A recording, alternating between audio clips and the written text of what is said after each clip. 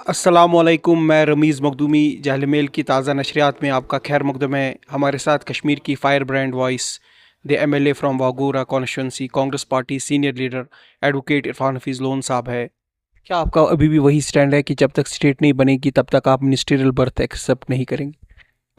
बिल्कुल, जो कांग्रेस पार्टी का डिसीजन है कि our focus, our priority is not only to be directly part of the government, but our priority is कि एक स्टेट बहाल हो।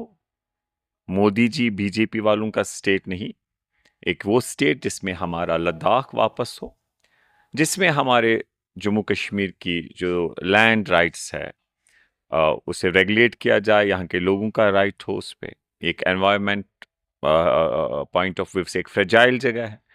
हम चाहते हैं कि जो नौकरियां यहाँ के जम्मू कश्मीर के आवाम को मिले, हम चाहते हैं उस तरीके के कवानीन बने, हम चाहते हैं कि जो हमारे नेचुरल रिसोर्सेज है उस पे जम्मू कश्मीर के आवाम का अधिकार हो। आप तो हम हमारी ये प्रायोरिटी है, न कि हम मिनिस्ट्रियल बर्थ सरकार में ले। वो कांग्रेस पार्टी, आपको मालूम है सोनिया गांधी जी ने जब उनको एक मौका मिला था, वो प्रधानमंत्री बन सकती थी, लेकिन वो प्रधानमंत्री नहीं बनी और उन्होंने डॉक्टर मनमोहन सिंह जी को सामने लाया।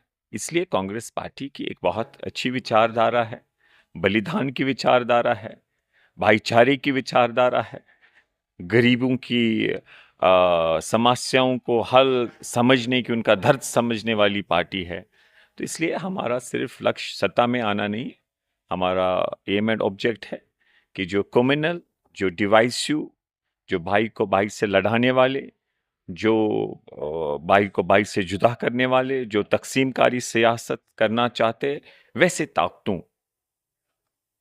का मुकाबला हो, उसके लिए कांग्रेस पार्टी कमर बस्ता है। और आप देख रहे हैं कि जो भाजपा है, उनकी जो इस वक्त पॉलिसी है, जो उनकी जो विचारधारा है, आप देख रहे हैं क्या हो रहा है मुल्क में। आप मुझे बताइए देखिए क्या हो रहा मुल्क में, यूपी में देखिए क्या हुआ, हमारे स्टेट को यूटी में बना दिया।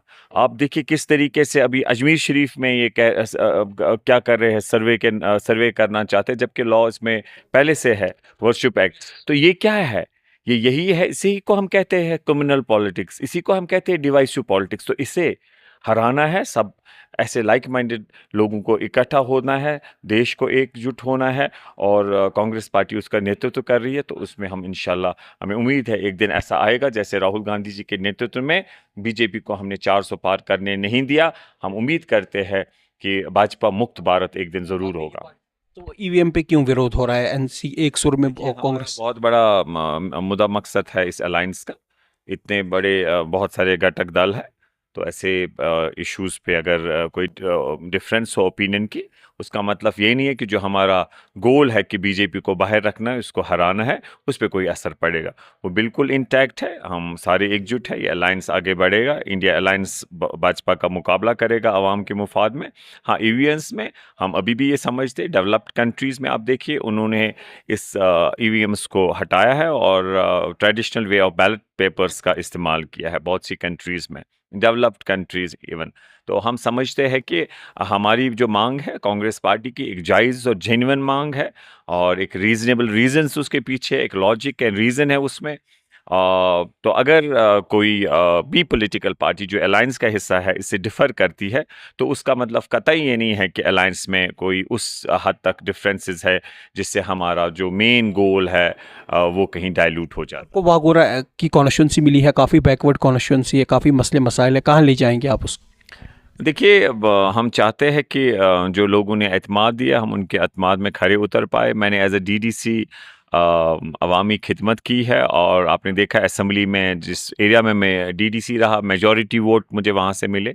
मैंने नाबार्ड के प्रोजेक्ट 30-35 करोड़ के जो इनर लिंक्स होते हैं वो सैंक्शन करवाए, पानी के हवाले से काम किया, electric poles, national highway widening में हमारा रोल रहा पूरी कौंसल का, मैंने भी उसमें एक भूमिका निभाई, बहुत एक्टिव में उसमें था।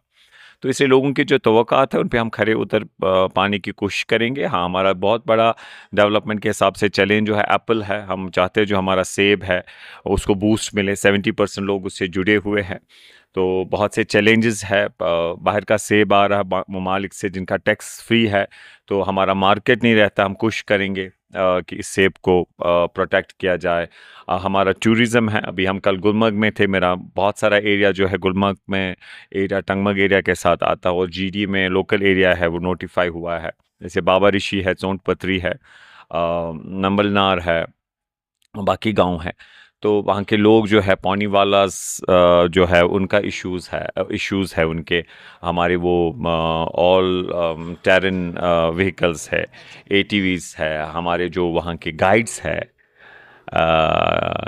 हाँ, और बाकी स्नो ऑपरेटर्स है, स्की ऑपरेटर्स है, उनको है कि अगर केबल कार कॉरपोरेशन हमें, जो मुझे कल मीटिंग में जैसे कहा सुना जानकारी मिली कि 100, बहुत अच्छा लगा हमें सुन के, 100 प्लस करोड़ रेवेन्यू जनरेट हुआ है, 100 प्लस करोड़।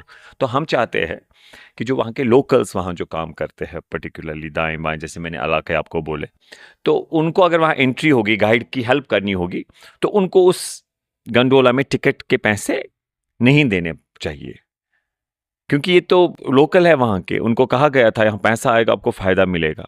तो उनको अगर चार्ज हम करेंगे, कितना उससे रेवेन्यू जनरेट होगा, जहाँ आपके 100 करोड़ है, इनका थोड़ा सा वो रिलैक्सेशन देंगे तो उसमें फ़र्क नहीं पड़ेगी। मंजूर होगा? नहीं, अभी हमारी डिमांड चल रही है, हमें उम्मीद है कि सरकार इस पे गौर खोज करेगी, एडमिनिस्ट्रेशन, और उनको ये रिलैक्सेशन मिलेगी। सवाल ये है कि आप कश्मीर से बाहर भी देश की सियासत पे पहले से ही नज़र रखते हैं, आपको अपना विजन बताता है कि कांग्रेस बाउंस बैक करेगी?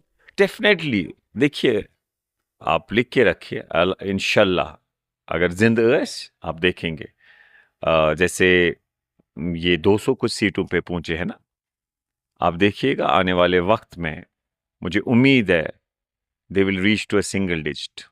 ये थे इरफान हफीज़ लोन साहब, जो कह रहे थे कि वो उम्मीद है, जिस तरह से वो ना केवल एमएलए है बल्कि एक सियासत पे नज़र रखने वाले हैं, कि कांग्रेस एक बड़ी बहुमत से आगे बनकर पार्टी उभरेगी। रमीज़ मखदूमी, वस्सलाम।